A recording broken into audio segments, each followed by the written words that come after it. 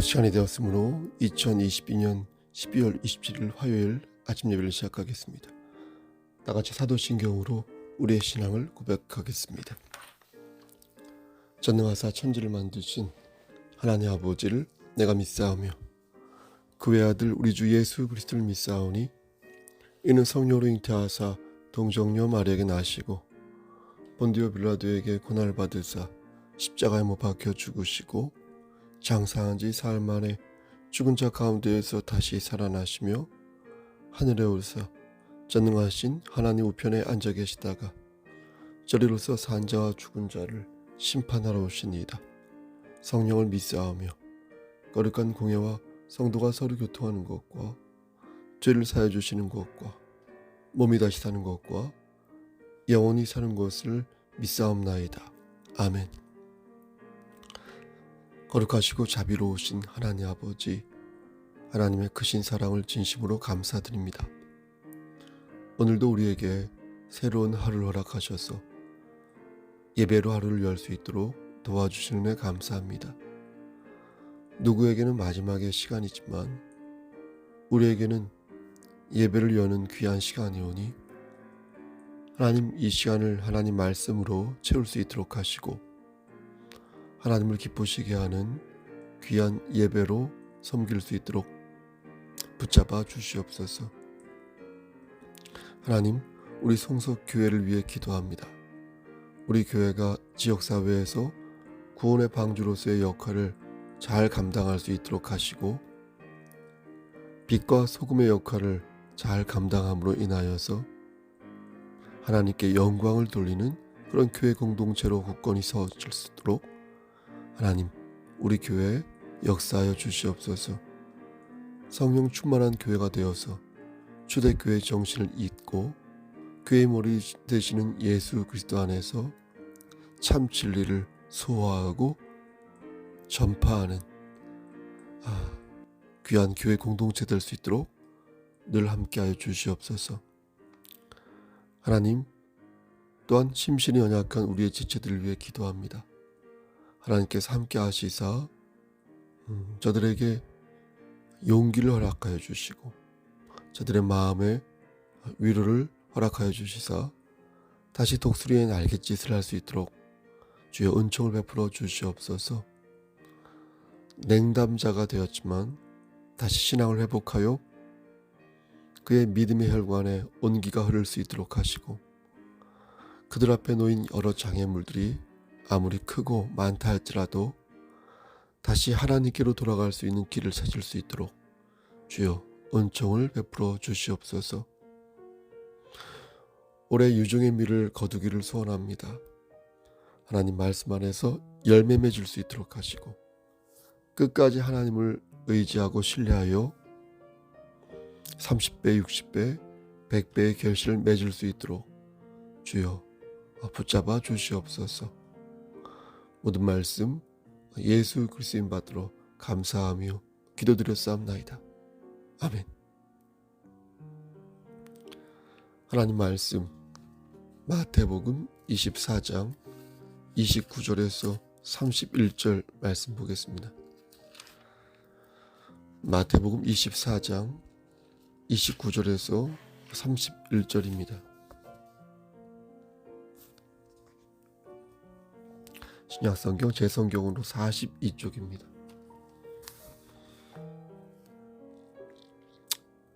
(29절) 그날 환난 후에 즉시 해가 어두워지며 달이 빛을 내지 아니하며 별들이 하늘에서 떨어지며 하늘의 권능들이 흔들리리라. 그때 인자의 징조가 하늘에서 보이겠고 그때 땅의 모든 족속들이 통곡하며 그들이 인자가 구름을 타고 능력과 큰 영광으로 오는 것을 보리라. 그가 큰 나팔 소리와 함께 천사들을 보내리니 그들이 그의 택하신 자들을 하늘 이 끝에서 저 끝까지 사방에서 모으리라. 아멘. 하나님, 이 말씀을 들어 사용하여 주시옵소서. 예수님의 이름으로 기도하였습니다. 아멘. 몇 년 전에 예전에도 한번 말씀드린 적이 있는데 대만에서 30대 남성이 지나가는 아동을 무참히 살해하는 사건이 있었습니다. 그 남자는 정신질환을 앓고 있었고 마약 전과도 있었습니다. 제가 그 사건을 기억하는 이유는 아이의 어머니가 보인 처절한 행동 때문이었습니다. 그 남성은 잔인하게도 아이의 몸을 너무 잔인한데요. 둘로 절개하였는데 아이의 어머니는 둘로 갈라진 그 아이의 몸을 하나로 이렇게 합한 후에 꼭 안아주고 싶다며 눈물을 흘렸습니다. 그 영상을 보면서 그녀가 느꼈을 고통과 슬픔이 얼마나 크고 괴로울까 싶었습니다. 아이의 어머니는 죄를 짓고도 눈 하나 끔뻑하지 않는 그런 범죄자를 보면서 짐승보다 못한 존재라고 생각했을 것입니다. 여러분 그렇지 않았겠습니까? 범죄 심리학자들은 말하기를 이해할 수 없는 범죄를 저지르는 사람들에게는 하나의 공통적인 모습이 있다고 말을 합니다. 그건 바로 과도하게 왜곡된 신념인데요. 놀랍게도 이 신념은 신앙인이 가지고 있는 종교적인 신념과 매우 흡사하다고 합니다. 그래서 자신이 어떠한 죄를 짓고도 죄책감을 갖지 않으며 자신의 죄를 이렇게 정당화하는데 참으로 뻔뻔하기가 그지없다는 것입니다. 그러니까 신념을 지키는 일이 매우 중차대한 일이라서 그 명분을 위해서라면 사람을 죽여도 괜찮고 바이러스를 퍼뜨려도 괜찮고 거짓말을 일삼아도 괜찮고 테러를 감행해도 괜찮고 그가 설령 부모이고 자식이라 하더라도 자신의 신념에 의거하여 가차없이 짐승 같은 짓을 해도 무방하다고 보는 것입니다. 여러분 신념은 누구에게나 있지 않습니까? 게으른 사람에게도 있고 부지런한 사람에게도 있습니다. 어린아이에게도 있고요. 어른에게도 있습니다. 남녀노소 지위고하를 막론하고 누구에게나 신념이 있습니다. 이 신념은 개인의 경험에 의해서 만들어집니다. 굶주린 자는 굶주림에 관한 신념을 갖게 되고 매를 맞아본 사람은 매를 맞은 것에 대한 어떤 가치관이 형성됩니다. 의에 줄이고 목마른 자는 그에 걸맞는 신념을 갖게 되고요. 마음이 온유하고 따스한 자는 어떻습니까? 역시 그에 걸맞는 신념을 갖게 됩니다. 대만에서 사람을 죽인 그 남자도 그렇고 각종 테러를 일삼는 그런 무자비한 사람들도 그렇습니다. 여러분 그렇지 않습니까? 자신과 다른 신념을 가진 자들을 사랑과 관용으로 대하기보다 그들을 멸시하고 심지어 그런 사람들은 살 가치조차 없다고 생각하여서 잔인하게 죽이기까지 합니다. 그리고 그것을 종교적 신념으로 포장하여 하나님을 두 번이나 욕보이는 자들도 많이 있습니다. 이 얼마나 폐역한 행동인지 참으로 안타깝기가 그지없는 것입니다. 두 번, 세 번, 네 번 계속 복음을 여러 번 전하는 것도 중요하지만 이런 복음을 아름답게 지키는 것도 중요하지 않겠습니까? 그런데 많은 사람들이 복음을 남발하고 있고 또 복음에 먹칠을 하고 있으니 그 죄가 심히 크다 하겠습니다. 저는 디모데전서 1장 5절 말씀을 개인적으로 좋아합니다. 성경의 목적을 그리스도의 사랑으로 두면서 청결한 마음과 선한 양심과 거짓이 없는 믿음을 성도가 가져야 한다. 이런 말씀입니다. 이 말씀은 하나님을 믿는 사람이라면 기본적으로 양심이 있어야 하고 그 마음이 깨끗해야 한다라고 말씀하는 것입니다. 하나님을 믿는다고 해놓고서 사람을 해코지하고 또 하나님을 믿는다고 해놓고서 사기를 치고 이웃을 왕따시키고 사회를 어지럽히면 여러분 어떻게 그가 하나님을 믿는 사람이라고 말할 수 있겠습니까? 오늘 본문을 보면 예수 그리스도의 재림에 대한 말씀이 나옵니다. 예수님께서는 환란 후에 당신님이 즉시 오신다고 말씀하셨습니다. 예루살렘 멸망 직후에 오시는 게 아니라 세상의 마지막 때, 그러니까 대환란 직후에 오신다는 것입니다.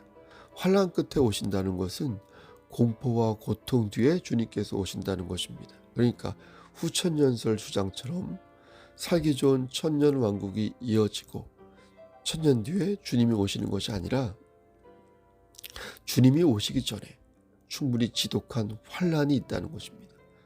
그래서 우리는 그 환란을 경험하게 된다는 것입니다. 다시 말씀드려서 예수님이 재림하시기 전에 이 땅에 큰 전쟁과 공포가 가득할 것이며 우린 이 전쟁과 공포를 경험하게 된다는 것입니다.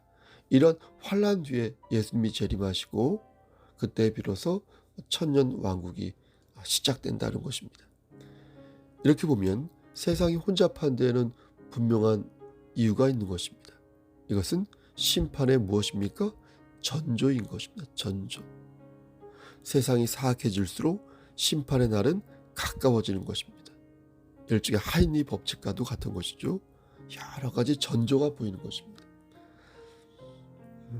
마치 초의 심지가 막바지에 다다르는 것처럼 심판의 날이 임박해져 오는 것입니다.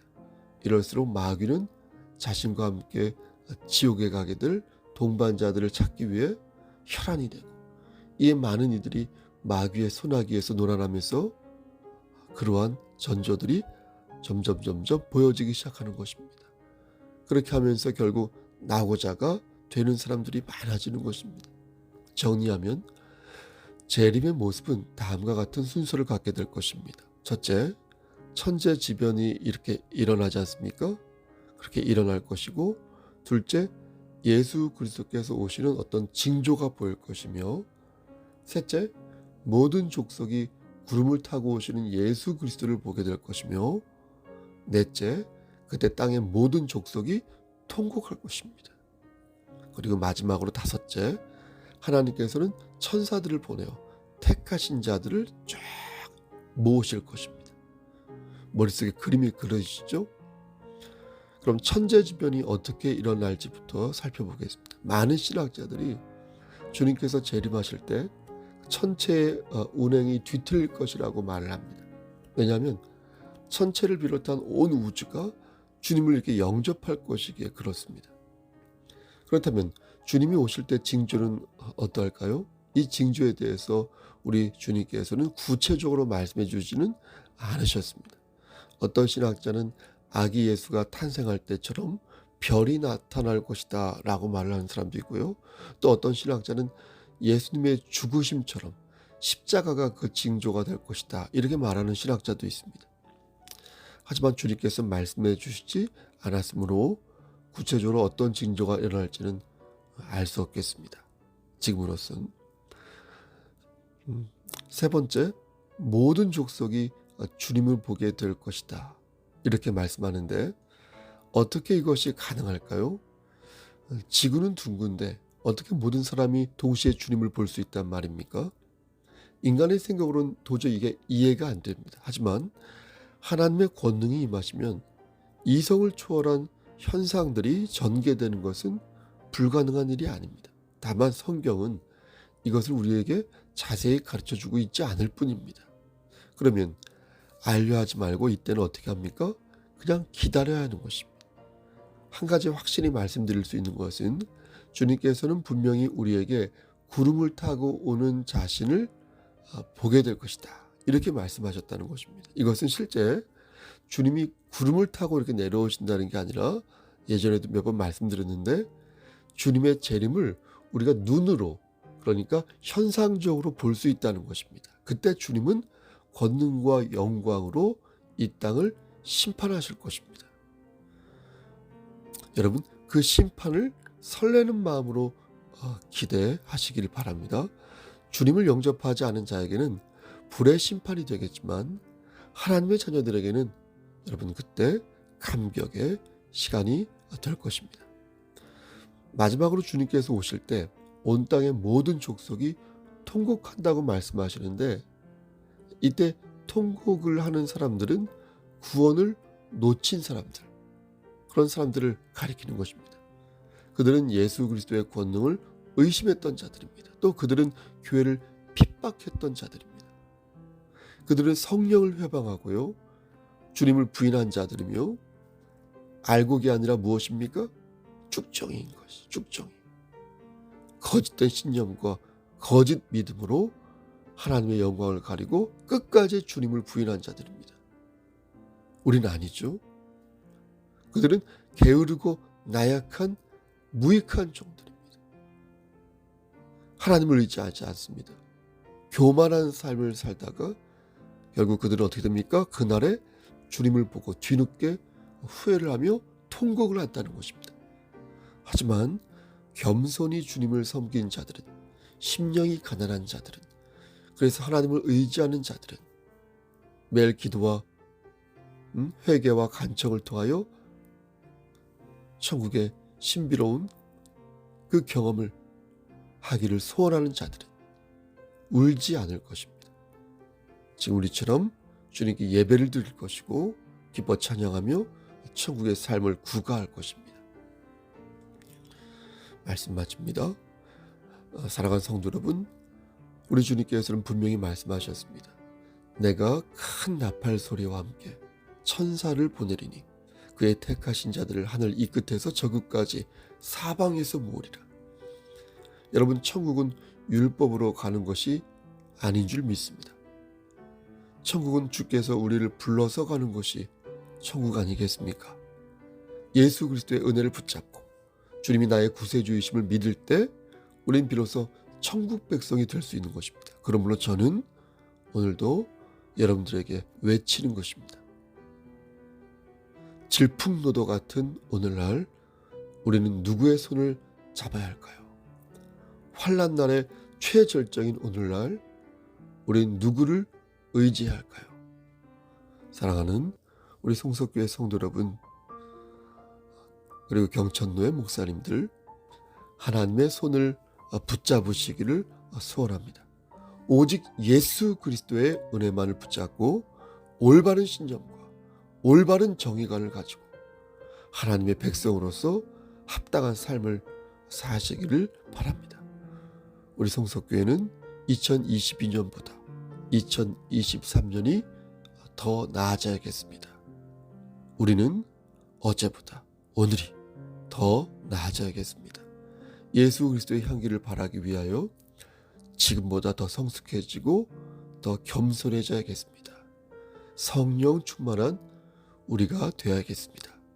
많은 사람이 전쟁과 기아와 테러와 또 여러 바이러스에 의한 질병에 의해 위협받고 있는 이때 우리는 진리를 아름답게 수호하고 합당하게 전하는 데 지혜의 힘을 모아야겠습니다. 올해도 며칠 남지 않았습니다. 여러분, 하나님 말씀 안에서 유종의 미를 거두기를 바랍니다. 부디 예수 그리스도 안에서 건강한 신앙생활을 하시고 빛과 소금의 역할을 지혜롭게 감당하심으로써 하나님께 영광을 돌리는 삶을 사시기를 소원합니다. 그리고 예수 안에서 악한 영을 물리쳐서 이 환난을 견디시고 끝까지 천국 백성으로 살아남으시기를 우리를 죄에서 구속해 주신 주 예수 그리스도인 받들어 간절히 축원합니다. 아멘. 이제는 우리를 죄에서 구속해 주신 우리 구주 예수 그리스도의 은혜와 아버지 하나님의 만극하신 그 사랑하심과 성령 하나님의 교통하시고 인도하시는 모든 역사하심이 하나님 말씀 안에서 악한 영을 물리치고 이 환난을 견디어 나고자 되지 아니하고 하나님께 영광 돌리는 삶을 살기를 소원하는 여기 모인 성도와 그들의 가정과 이 재단과 이 나라 위에 하나님의 사랑하심이 세세토록 함께 계실지어다. 아멘.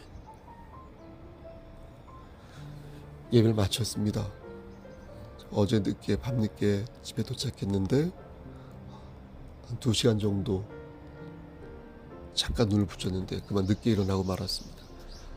늦게 예배를 드려서 죄송합니다. 여러분 무슨 일 있으면 연락 주시고요. 다행히도 고재욱 권사님은 중환자실에서 일반 병실로 옮겼다고 얘기를 들었습니다. 여러분 오늘 하루도 힘찬 하루 되시고요. 교회 1층 로비 공사가 오늘 다시 추가 공사가 이루어지고 그리고 폴딩도어를 이번 주 안으로 설치할 계획입니다. 교회를 위해서 기도해 주시기 바랍니다. 여러분 무슨 일 있으면 연락 주십시오. 샬롬.